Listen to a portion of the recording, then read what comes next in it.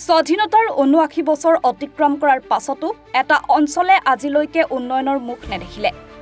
গাঁওখনৰ বাটপথৰ কথা বাদেই ভগা বাটপথৰ ওপৰত নাই এখন দলং। বাৰিষা যোগাযোগ ব্যাহত হৈ পৰে একমাত্ৰ গাঁওখনলৈ। ভোলাবৰী কৰোৱা গাঁৱৰ পৰা পিছলা পঞ্চায়তৰ বগলী চুক হৈ কমলপুৰলৈ যোৱা একমাত্ৰ সংযোগী বোকাময় পথটিৰ উন্নয়নৰ আহ্বান জনালে এইবাৰ ভাগিনহঁতে মামাক।